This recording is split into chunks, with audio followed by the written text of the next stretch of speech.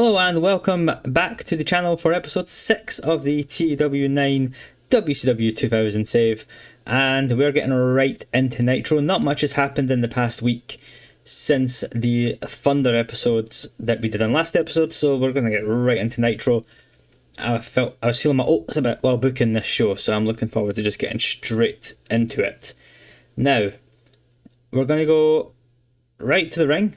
Well, to the rafters anyway, and Randy Savage is up there once again, and he says, "Welcome to the show. You aren't going to believe what's going to happen tonight." Right off the bat, Savage up to his nonsense already.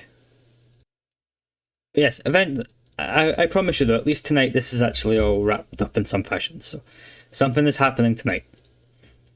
We then cut to backstage, Sting and DDP arriving at the arena together, and as you can see, Scott Hudson's here because I figured give Mean Gene a little break, and he tries to catch up with Sting and DDP who have arrived, and they just shut the door on him and like, go away Scott.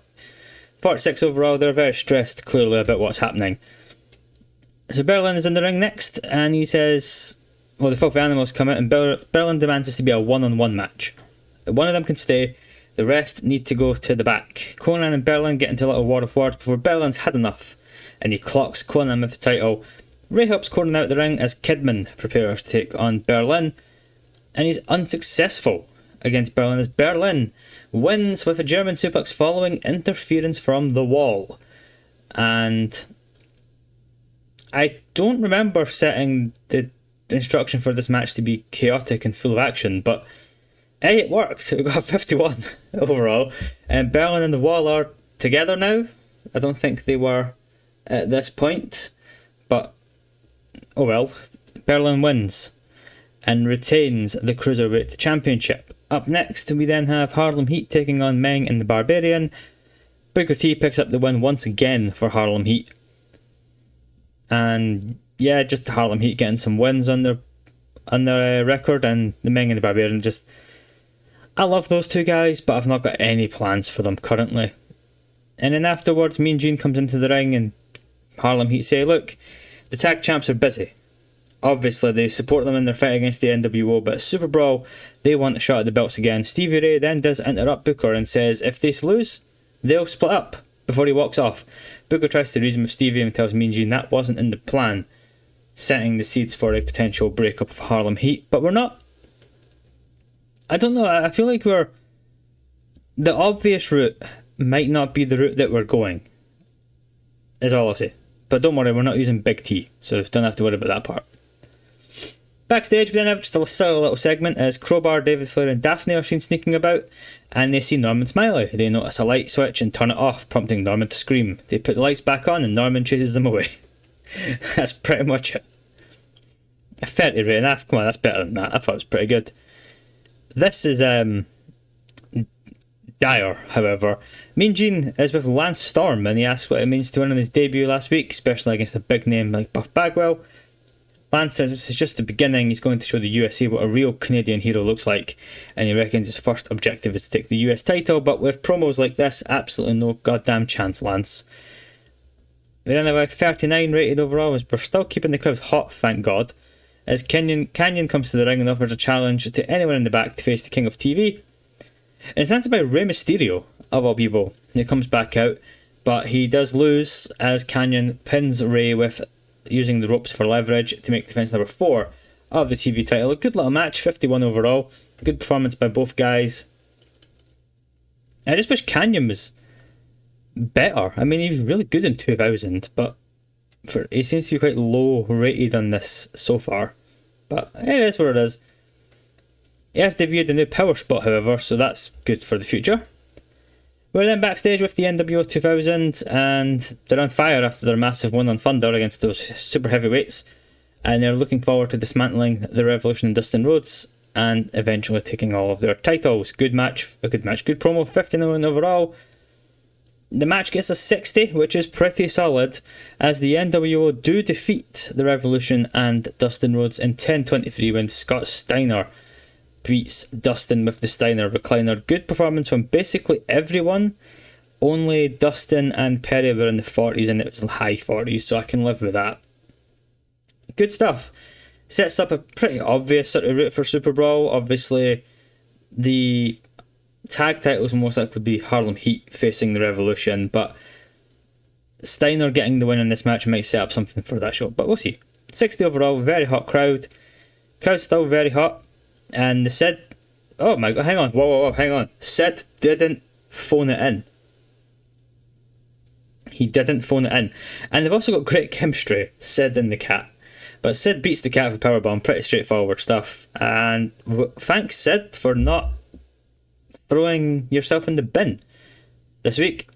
And he says afterwards, it's no secret he isn't happy around these parts anymore, which I wrote because I figured we were probably going to get the phoned in message. And he vows to continue to keep taking people out until he gets what's his. What's his is, I don't know, the world title probably. But anyway. Whoops. So that's meant to be Scott Hudson. I've picked Scott Hall. There's too many Scots. Scott Hudson leaves Vampiro, and he says he did come up short on Thunder, but only because Canyon cheated. He'll get another shot. It starts tonight with Eddie Guerrero, and he beats Eddie in 8 minutes. Once again, we're just trying to get some popularity onto guys that we might actually use, with Eddie leaving tomorrow. Simple as that. We then have the Ric Flair Total Package match, which, it goes 46 seconds and ends in a double disqualification, but we're going to explain that in the next segment. 64 though. So before the match can even get underway, Package shoves the referee and gets himself disqualified, and the match thrown out. Flair attempts to run after Package as Package escapes backstage. So more cowardly behaviour from some of these guys. And then, despite Buff Bagwell being a pain in the arse and being completely unhappy and phoning in his performance, DDP and Sting draw, with Buff Bagwell and Roddy Piper in just under 3 minutes when the match descended into chaos. Now, if you'll excuse me for a second, I have to go do some stuff before I next segment. Okay, so this is going to take some explaining here, but a 54 is not great, and as you can see, part 4 and 5, there's a few things. So, I just want to say first off the bat, Hulk Hogan's personal issues actually ended tomorrow, but I couldn't use them in the angle, so I just used the sandbox editor to just change it by a day. I know it's a bit cheating, but just to get the thing done. So, Piper gets the tag and immediately does the old sucker punch your partner in the face, and he quickly escapes out the ring. Sting and DDP are both left very confused as to what on earth just happened. All of a sudden, Savage's voice comes over the arena speakers once again, and he says that tonight, to paraphrase Sting, it is showtime. On those words, Piper gets back in the ring with a pipe. Ric Flair has appeared with a steel chair, and so is the Total Package, who has a pipe. The three men descend upon the ring and start to put the beat down on Sting, DDP and Buff, when out of nowhere, American Made blasts out over the speakers, and Hulk Hogan returns to the company and makes his way down to make the save. And as you can see, we've got loads of stuff here. The heels rush out the ring as Hogan gets in, helps faces to their feet and asks for a microphone. Hogan says it's good to be back in WCW, except it actually isn't. And what was it Savage said again? It's showtime? As he smacks Sting with the microphone, and the heels rush back in for a beatdown. Savage then casually strolls down into the ring, hugs Hogan as the heels stand tall. Now, this is all going to get absolutely hammered, but yep, didn't go down well. That was a success. Yep. Whatever. Like that, I knew this was going to be a bit of a write-off, but the big reveal is basically it's the old man's club. It's Sting, DDP and Buff on the floor as Piper turns his back on Buff. Savage orchestrating the whole thing, or does he orchestrate the whole thing, with Ric Flair, who obviously ran away from his match from Sting, didn't get involved with Savage. Package and Flair obviously didn't have any confrontation in their match tonight to set up the seeds of what was going on. Nobody expected those two. And Hogan coming back to quote unquote save the day, but actually not save the day, and to put the final boots into WCW. It's not a great show. It gets a 60 overall, but I'm hoping that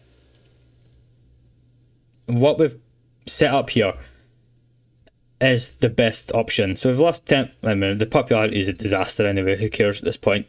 We've made our usual amount of money. all this stuff is whatever, who cares? And there he is, there's the Hulkster there.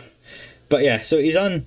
He had 1 day left on his personal issues, and he wasn't able to be used in angles, so I just ended that a day early, because it felt easier to do.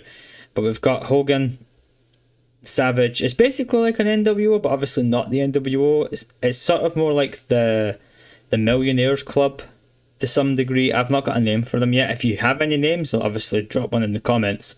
You might hate the idea. I appreciate that we're trying to fix WCW, and part of our fix is to use the old men in the main event. But what you've got to think of is, now that I can finally show some stuff on the screen a bit more, in terms of roster expiry for contracts, Randy Savage's is up in 2 months.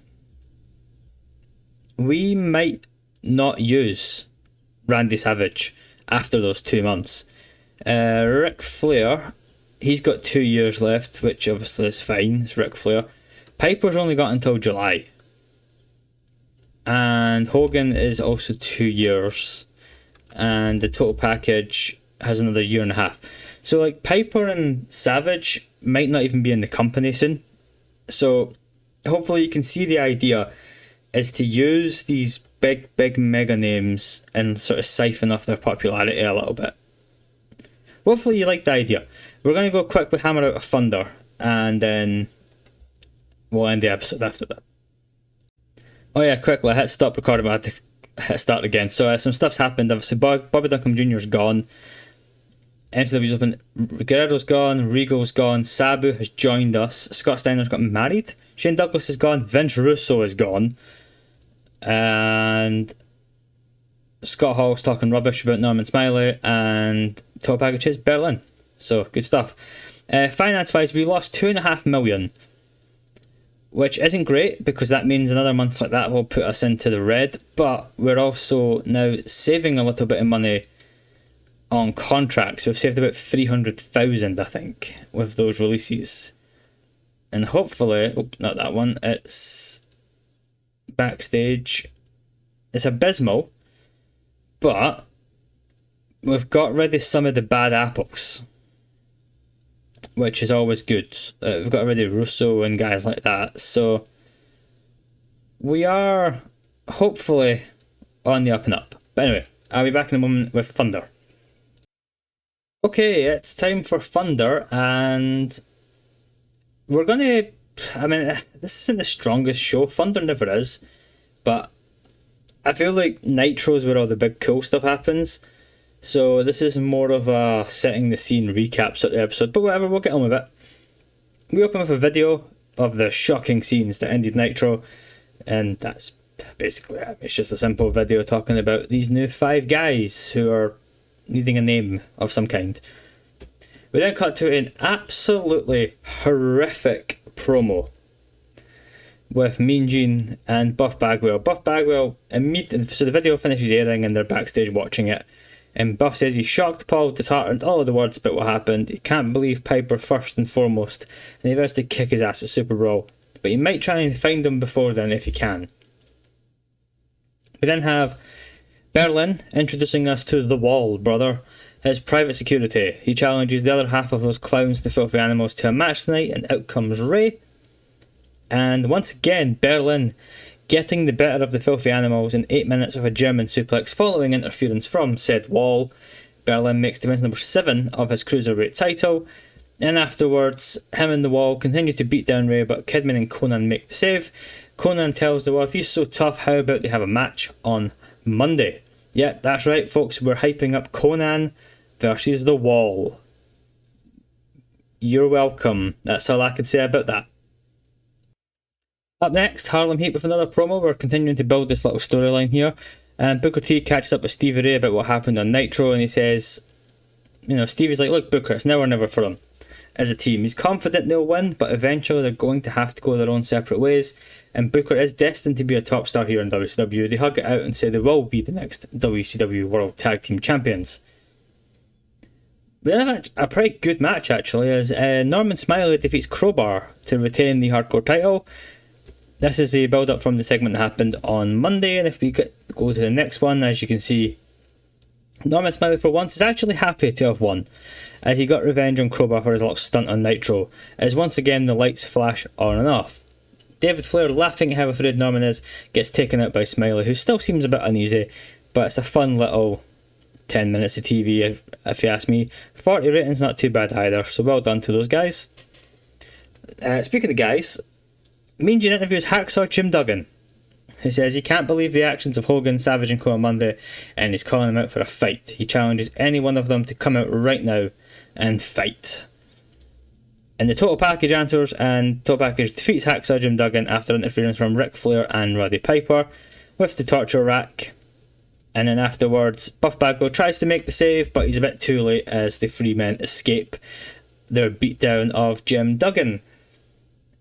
I know, 2000 WCW, and we're using Jim Duggan, but in my eyes, Duggan's like the big sympathetic old man babyface, and if this was on TV, I can imagine a Duggan promo being like really good, where he's like, I'm going to fight for the honour of the such and such and all this stuff, and then he gets beat down. Good stuff though. We then have NWO 2000 backstage, and the announce on Monday, Scott Steiner will challenge Chris Benoit for the US title after their victory in the 8-man on Nitro. Tonight he'll have a tune-up against Dustin Rhodes. Nash, meanwhile, is facing Kurt Hennig, and he says he can't believe he still works here, but it's one less person they have to deal with going forward. Simple enough. And then a 57 for the match as Scott Steiner, who is off his game, does get the win with the Steiner recliner, which leads to the post-match where he doesn't let go of the Steiner recliner, but Benoit comes down to make the save, forcing him out of the ring and accepting the challenge for Monday. Pretty simple stuff. This isn't going to be a highly rated show whatsoever. I mean, if this only gets a 47, we're in trouble. Sting appears via satellite and says what happened on Monday was a disgrace, but he's not surprised by the actions of anyone involved. Monday Nitro, he challenges any one of them to a match. He knows Hogan won't accept, he knows Savage is waiting for the pay-per-view, so he assumes it'll be one of the other three jackasses that he has to deal with. Nice little promo, and that sets up our main event, where Kevin Nash does defeat Kurt Hennig with a jackknife powerbomb. They don't click, the match is rubbish. 53 overall. The show is a disaster, it gets a 57. I'm struggling with Thunder, guys, I'm not going to lie. I'm struggling with how to book Thunder in a way that works, because I don't want to just keep using this guy to get the cheap ratings, but this isn't good enough. Really. Luckily we're in no danger of losing the deal for Thunder, but yeah. La Parka has broke his tailbone on Saturday night. We made no money and popularity is still in the dumps, and it's all bad. It's all bad. It's going to be like this for a while.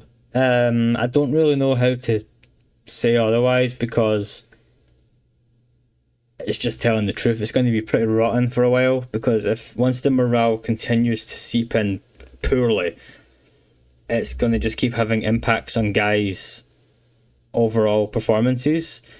Berlin has no charisma, so everybody hates Berlin. That's good to know. And it was Hugh Morris that botched and hurt La Parka, by the way, so thanks Hugh. But yeah, we have no contract expiries for another 2 months. However, a lot of people are up in 2 months. We went over this before, but if we look at the guys who are up for contracts, the Maestro, actually, we'll look at the financial way of doing it. This is the better way of doing it. So if when they expire, we have Baby, that's $4,000 a month nearly. Dave Taylor will probably let go, that's another 12.5. El Dandy, we'll see. Jay Biggs is gone, Jerry Flynn is gone, La Parka we'll see. Mr. Jones is definitely gone. Psychosis will probably keep. Savage is to be determined, depends how well this run goes. Randa Singh is gone, Silver King probably gone. Sonny Siaki might keep because he's young. Spice is gone, Steve Armstrong's gone. Barbarian, I don't know yet. The Maestro's gone, Vianos are probably gone. Wolfie D's gone, Mickey J will probably stay. Chameleon, oh that's his 80 odd days. Yeah. So if you look at how much money we're going to save here, we're probably going to save at least another 100 or so grand a month on worker costs. So that'll bring that down to just about 4 million. or 4 million something anyway. It's getting there. I mean, the other option we do have is that our products we could change. So we've got the Crash TV product, and as you can see, if we have a look, where is it about sponsorship? You'll notice about storylines and match aims. I've turned all that off. I don't play with any of that on because it's a pain in the arse to deal with. The company will be attractive to sponsors, okay? Now I'm wondering if we change it to something that's a bit more for sponsors. So you've got the easy ones like a free ring circus, but I feel like that's too easy. So I mean, if we look at something like where's the sports entertainment one? It's somewhere around here.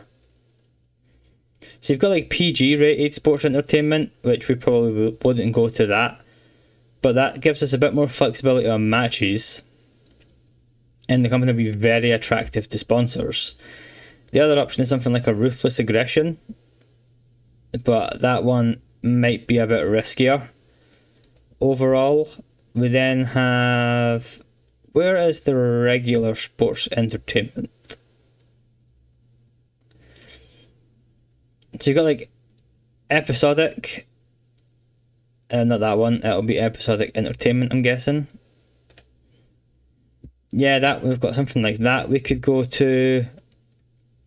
I don't know, like I feel like we need to have a look. I mean, classic sports entertainment might be the way to go, because there's a lot of bonuses here.